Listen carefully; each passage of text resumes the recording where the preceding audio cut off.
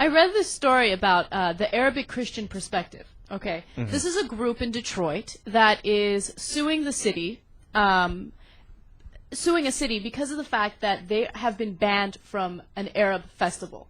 The reason why they're banned is because they want to go to this Arab festival and hand out pamphlets on how they can convert to Christianity, right? The Arabs are not happy about this, and they ban them from it.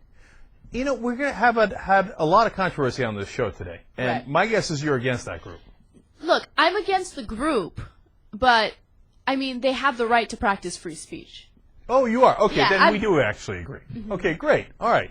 No, I'm with the group. They want to go hand out pamphlets, Christian pamphlets to an Arab parade. First of all, a lot of Arabs are Christians, so, okay, have at it, Hoss. And if they're Muslims, now I know that Muslims get offended by this, but why do you get offended? Right. Just take the pamphlet and be like, oh, Jesus, that's cool. He's one of our prophets. All right, that's cool. And then throw it in the garbage, okay? Or read it and like, if you believe what you believe, a pamphlet ain't going to make no difference.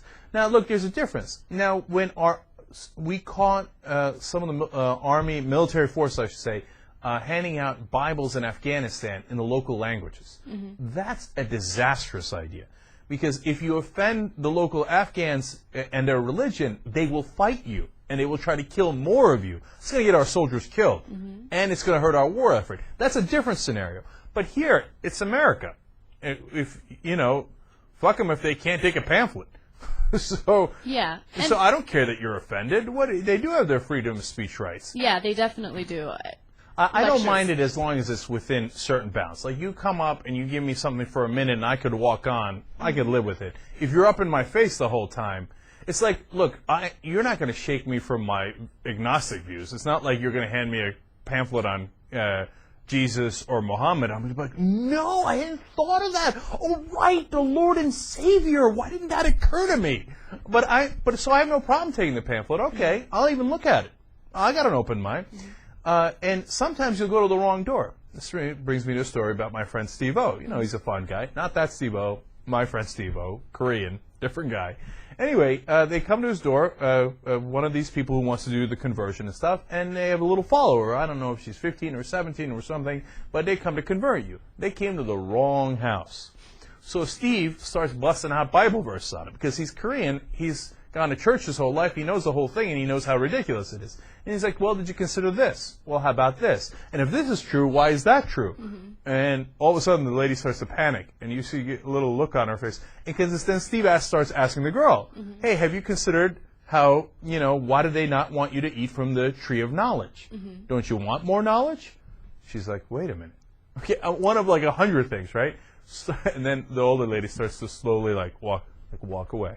Walk away. It's cool. It's cool. So eventually she ran away before Steve converted the girl. The thing that's fun. That's the approach I'd take. That is fun. But then at the same time, don't they feel like they're wasting their time going around trying to convert other people to believe in what they believe in?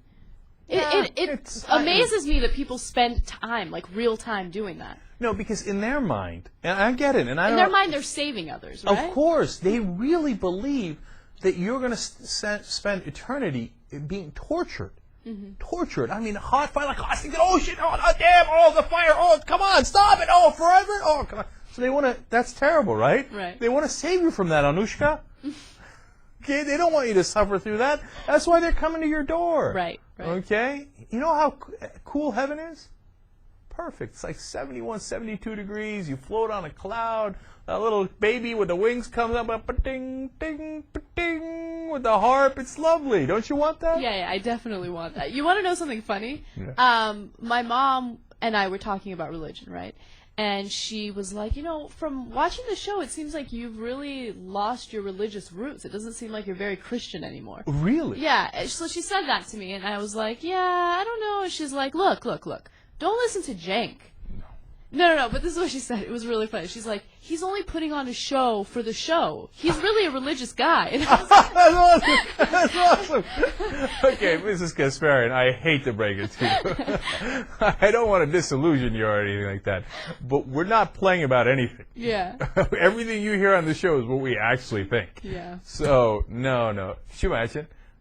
Like you really go to the neighborhood mosque or something. No, like you turn off the cameras, right? And then all of a sudden I'm like, Wallahu Akbar, Salam alaikum, Bismillah ar-Rahman ar-Rahim.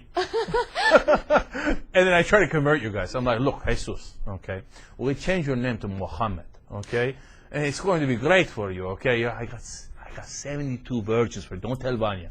I have 72 virgins for you. All right, Bismillah ar-Rahman ar-Rahim. Wow. No, that would be a funny alternate universe, but that's not the universe we live in.